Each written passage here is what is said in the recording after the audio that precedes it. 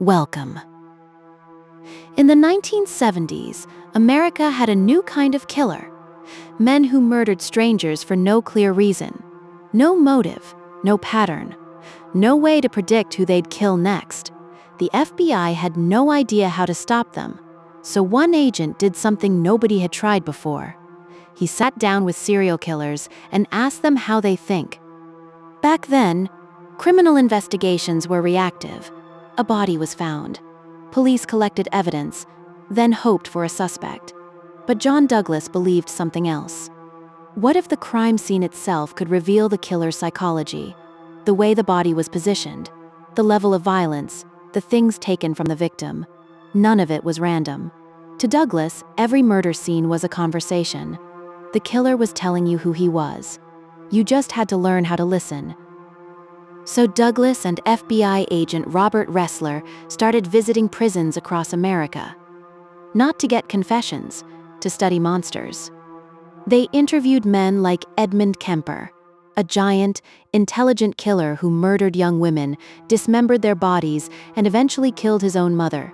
But what terrified Douglas wasn't the violence, it was how normal Kemper seemed. Calm, funny, articulate. He spoke like a college professor discussing psychology. Then there was Jerry Brudos, who kept women's shoes as trophies. Richard Speck, who murdered 8 nurses in one night without remorse. And Charles Manson, who manipulated others into killing for him. Each interview revealed something disturbing. These men were not wild animals. Most of them could blend perfectly into ordinary life. That was the real horror. You could stand next to one in a grocery store and never know. Douglas began noticing patterns. Some killers were organized. They planned carefully, controlled victims, cleaned crime scenes, and followed the media coverage afterward. Others were impulsive and chaotic. They acted suddenly, left evidence everywhere, and lost control quickly. This became the foundation of criminal profiling. For the first time, the FBI could look at a crime scene and predict the type of person they were hunting. Age, habits, personality, employment, sometimes even where they lived. Douglas used these methods on real cases: the Atlanta child murders, the Trailside killer, the Green River investigation, and slowly profiling started working. But the deeper Douglas went into these minds, the more it changed him. He spent years listening to rape, torture, mutilation, and murder described in graphic detail. Day after day, he started carrying that darkness home with him. His marriage collapsed. His body broke down from exhaustion. At one point, he suffered severe viral encephalitis and nearly died. Doctors believed stress played a major role. The work was consuming him completely, because to understand predators, Douglas had to think like them. And after enough years, that line started disappearing. What Douglas discovered was deeply uncomfortable. Most serial killers are not cinematic masterminds.